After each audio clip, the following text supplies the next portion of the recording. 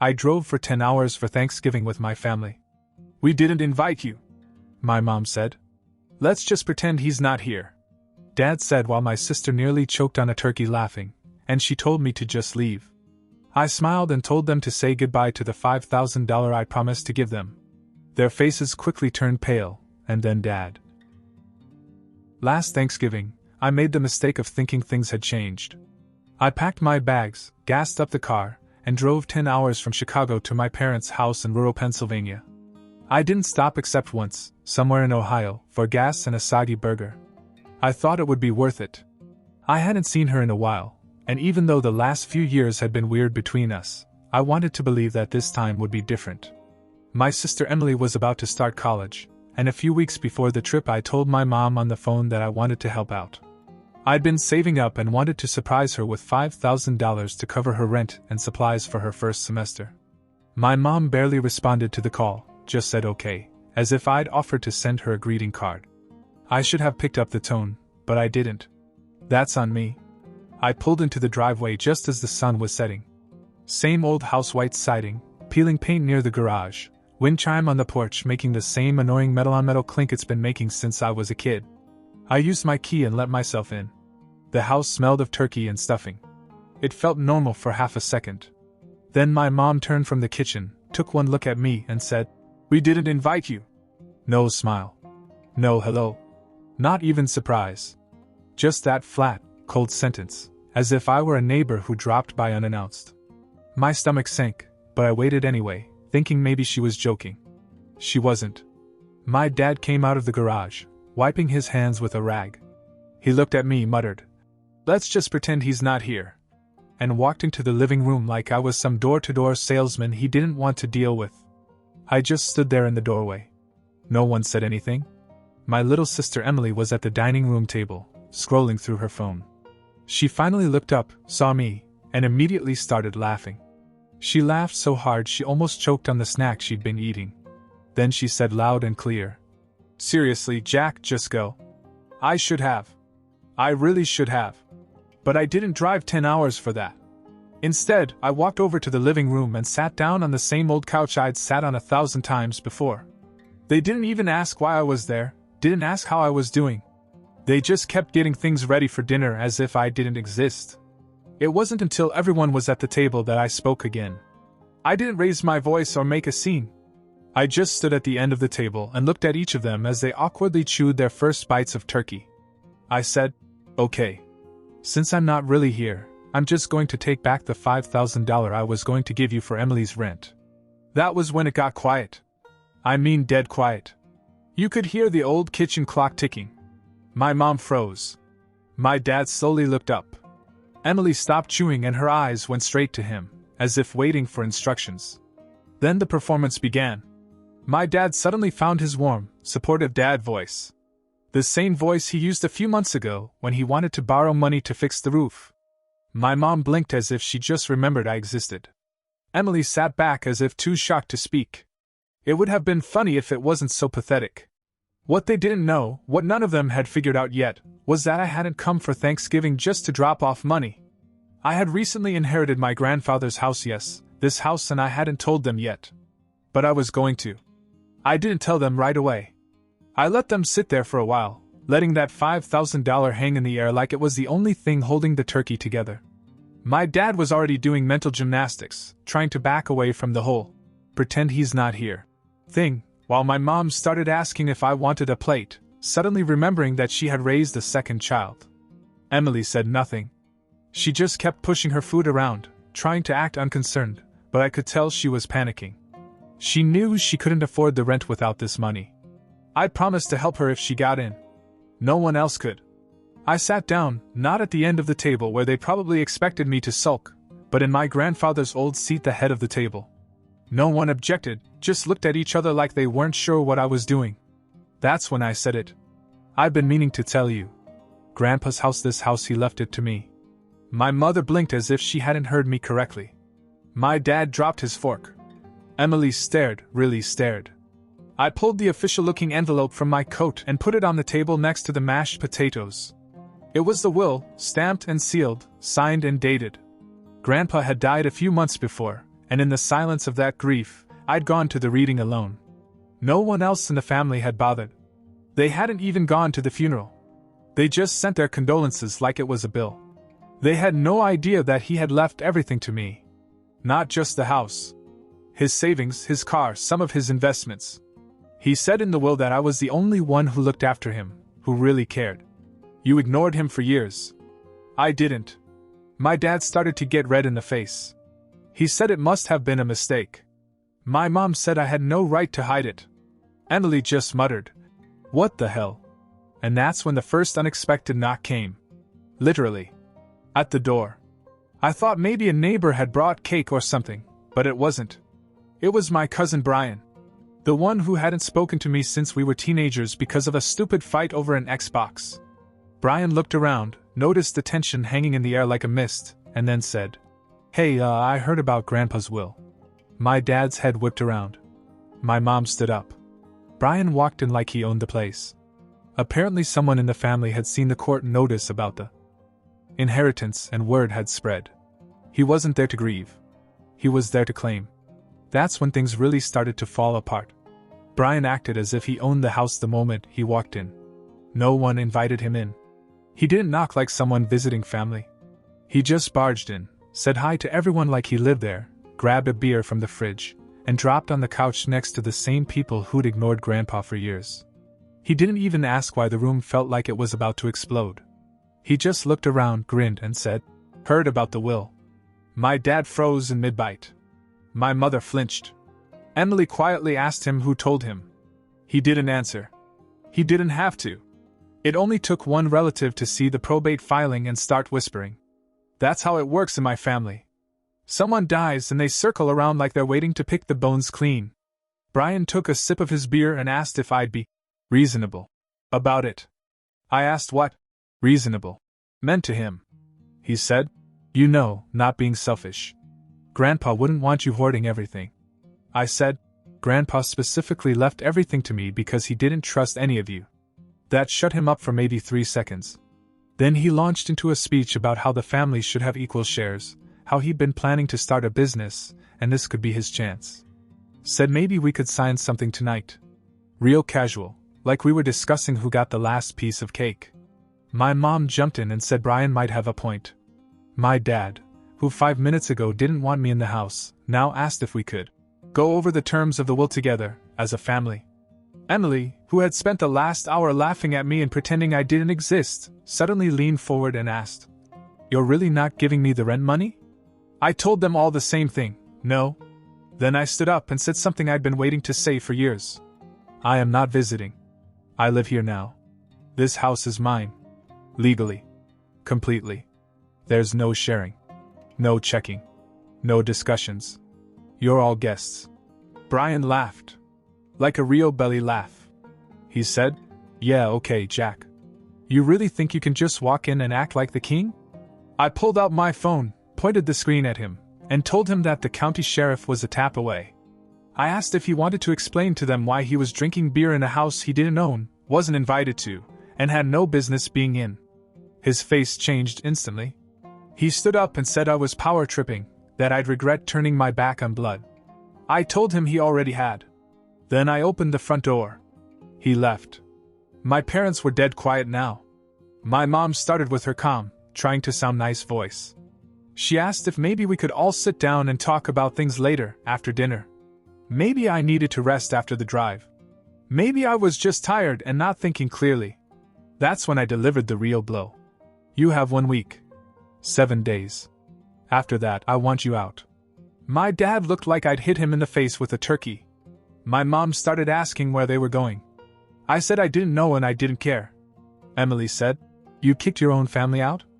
I said, "You kicked me out years ago. You just didn't do it with words." The room fell apart after that. My mother was crying.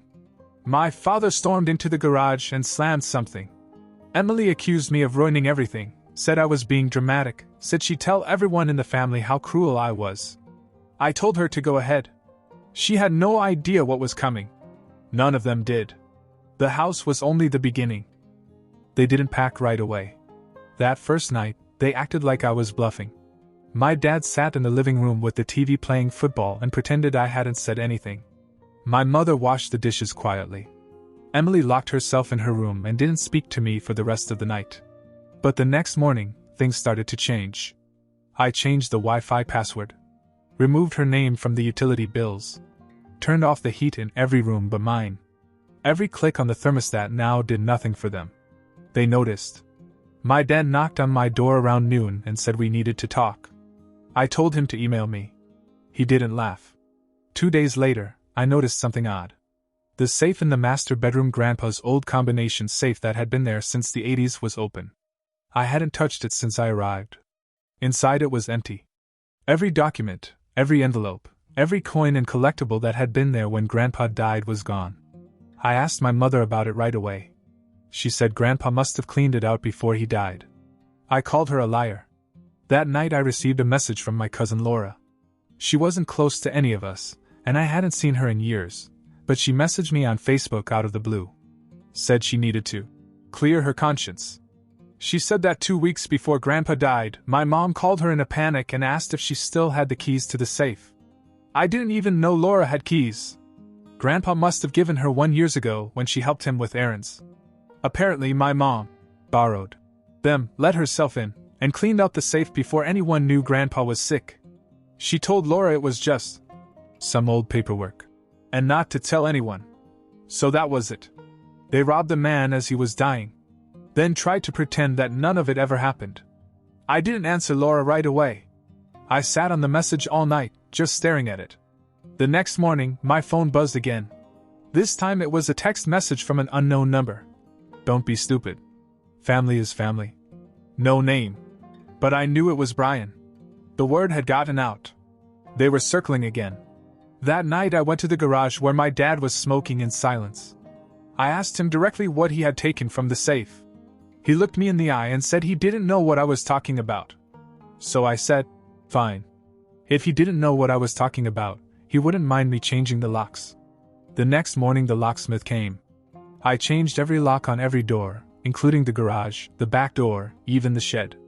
My mom stood there with her arms folded, pretending it wasn't happening. Emily filmed some of it on her phone, like she was going to post it somewhere later with some tragic caption. They thought I was being petty. What they didn't know was that I had filed a theft report. Not to the local police, but to the estate attorney. The contents of that safe were listed in Grandpa's financial records. And as soon as I got Laura's written statement, I sent it over. A hearing was scheduled in 3 weeks. They were still living in a house they'd stolen, pretending they hadn't, pretending I was the problem. And they had 4 days left. By the 4th day, the house felt like a boiling pot with the lid barely holding. I barely saw Emily. She was either out or locked in her room all day.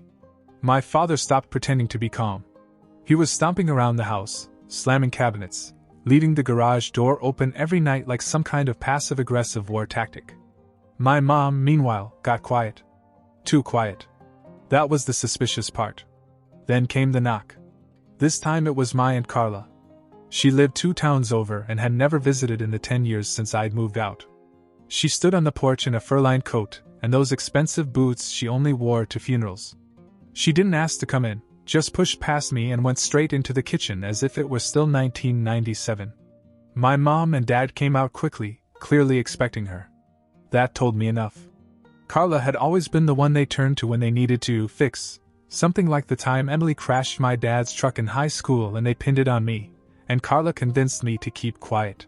For the sake of the family. She sat down at the table and patted the chair beside her. Jack, she said, I think we all need to take a breath here. You've got everyone all worked up. I asked her how it was my fault that they robbed Grandpa while he was dying. She smiled. Don't be dramatic. I pulled up the email from the estate attorney. The scanned copy of Laura's statement was right there. I slid the phone across the table. Carla didn't even read it. She just tapped her long fake nails on the screen and said, That girl always loved attention. I leaned against the counter and said, There's going to be a hearing. The court is going to ask about what was in that safe. Carla didn't flinch. Good. Then maybe we can all get some closure. Then I asked something I hadn't asked before. Where's the money? That finally cracked the mask. Carla's smile twitched. My mom suddenly stood up and started wiping the clean counter, My dad looked up at the ceiling as if he hadn't heard me. I said, "Where's the money? The documents? The bonds? Grandpa's war medals? Where are they?" Carla looked me in the eye. "Gone. Long gone." I asked what that meant. She said, "Your mother had debts. Medical stuff. Your father still owes back taxes. This money saved them. You should be thankful they're not in jail." I laughed. "So stealing from a dying man makes them heroes now?" She stood up, straightened her coat, and said, "You don't want to go to war with your own blood, Jack. You're not ready for it." I opened the front door and told her we'd see. A strange thing happened that night. Around 2 a.m., I woke up to the sound of metal scraping. Quiet but steady. I crept downstairs and saw that the garage door was open again. This time it wasn't my dad. It was Emily. She was digging through Grandpa's old toolbox. She didn't see me at first, too focused on whatever she was trying to open. When she did, she froze. I asked what she was looking for. She said, "Nothing." I walked over. She stepped back. There was a small lockbox on the floor, partially opened. Inside, envelopes. Old ones, with Grandpa's handwriting on them. There were at least 10. I asked her where she got them. She didn't answer. I picked up the top one. It said, "To be opened only by Jack." If you're reading this, it means I was right. My sister just stood there. I took the box. The next day I hired a security company. And I gave my family 48 hours. I didn't sleep the rest of the night. I sat on the floor of my bedroom with the box open, 1 letter in my hand, 9 more waiting. Each one addressed to me. All handwritten by Grandpa, sealed with tape, as if he knew someone would try to open them before I did. The first letter was dated a year before he died. He wrote about how he'd seen the change in my parents, how the second his health began to fail, they started asking about paperwork, about assets. He said they made promises they never kept. He said Emily had even asked if she'd inherit his car while he was alive. He said he only trusted me. The second letter was a copy of a wire transfer he'd made to a private account in my name. An account I didn't even know existed. The balance? Over $80,000. The third letter contained a key to a storage unit 2 towns over. Inside, he wrote, were the things he no longer trusted to keep in the house: old war medals, personal journals, even a backup will in case the original mysteriously disappeared. He'd thought of everything. By morning, I had read them all. And every single page was a confirmation that cutting these people off wasn't just fair, it was overdue. I gave them until noon. At exactly 12:01, I went downstairs and told them to go. No more extensions. No more discussions. My mom tried to cry. My dad tried to negotiate. Emily cursed me and said I was throwing away my own blood. I said she should have thought about that before she stole from a dying man. They packed quickly after that. As they carried their boxes out, my father asked if I was really going to turn my back on them forever. I said, "You turned yours first. I just caught up." Carla came back once and tried to talk her way in. I met her on the porch with a letter from the estate attorney and a restraining order ready to be filed. She left without a word. Brian called. I let it ring. I changed the locks again. Installed cameras. Not for safety, just for the satisfaction of watching them try to come back. 2 weeks later, Emily posted a long sob story on Facebook about how I had stolen everything from the family, and how she was homeless and betrayed. The comments were full of sympathy. I didn't respond, but I saw the private messages. Some family members who never cared before suddenly wanted to reconnect. I blocked every one of them. A month later, I sold the house. Grandpa's house. My house. Got a good price for it, too. I moved to a quiet place near the lake, started over. New job. New phone number. New name on the mailbox. The only thing I took with me was the lockbox. Still sealed. Still sacred. Last I heard, they were living in an apartment together, struggling to pay the rent, blaming everyone but themselves. I sleep well. Update. I didn't think I'd be back here, but a lot has happened since I kicked my entire family out of the house they thought they were going to die in. If you haven't read the original story, the short version is that my parents treated me like garbage, stole from my dying grandfather, inherited his house and money, and then kicked them all out with a week's notice. You can scroll up for the details. It was ugly. It was deserved. I thought that was the end. I was wrong. Let's start with the strange mail. A few weeks after I moved to a smaller town near the lake, I started getting letters with no return address. Blank paper inside. Sometimes a word printed in the middle dash. Leech, trader, karma. One came with a photo of the house I sold circled in red marker. That pissed me off a little. I changed my address. Twice. First to a P.O. box, then to a private mail service that forwards through a shell address. I don't even use my real name on anything anymore. Not on bills, not on social media. I'm not paranoid, I'm realistic. Then came the legal notice. Carla, the same aunt who tried to gaslight me into giving back the house and claimed I was tearing the family apart, filed a lawsuit with my parents listed as co-plaintiffs. Emotional distress, wrongful eviction, even something about defamation for spreading lies to the rest of the family. The best part? They attached Facebook screenshots of my sister's dramatic posts as evidence. My lawyer laughed when he read them. Literally laughed. He said it wouldn't even hold up in court. Nevertheless, I countersued. For defamation, harassment, and theft. We submitted documents showing that they had emptied the safe before Grandpa even died, and included my cousin Laura's written testimony. The estate attorney supported each claim. We also had digital proof that the will had been legally updated and witnessed. A few weeks after the counterclaim was filed, the calls began. Blocked numbers. Heavy breathing. Sometimes music playing in the background. Once it was a voicemail from someone humming, "You are my sunshine." Creepy as hell. I stopped answering unknown numbers altogether. But here's where things turned around. I finally went to the storage unit Grandpa mentioned. I'd been sitting on the key for months. I guess part of me didn't want to find out what else was hidden from me. But I went. Inside was everything. The medals, photos, legal documents, even receipts for things he'd paid for that my dad claimed came out of his own pocket. But the real kicker was a taped cardboard box marked Jack Final. Inside were two things, a flash drive and a small wooden box. The flash drive contained video clips. Grandpa had recorded himself explaining why he was changing the will. One clip was of him reading out everything my parents had said to him in his last months. It was bad. Some of it was about me. A lot of it was about money. He said if I ever doubted my choices, to watch the tapes again and remember who raised me and who respected me. The wooden box contained 4 letters addressed to different people: my mom, my dad, Emily, and Carla. They're still sealed. I didn't send them. Instead, I included a photo of the box and sent it to my parents with a short message. These are Grandpa's last words to you. They will go unread if this harassment doesn't stop. You have one chance. No response. But the mail stopped. So did the phone calls. They got the message.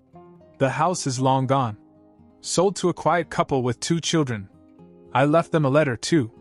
Just a welcome note. No ghosts, just a clean slate. I have my own place now, nothing fancy, but it's mine. No one else's name on the deed. I changed my phone number, got a new job, even started learning guitar. I see a therapist twice a month. She says I'm still processing things. Maybe I am. But here's the truth, I'm not bitter. I'm at peace. They became strangers a long time ago. I just finally gave them the space they deserved.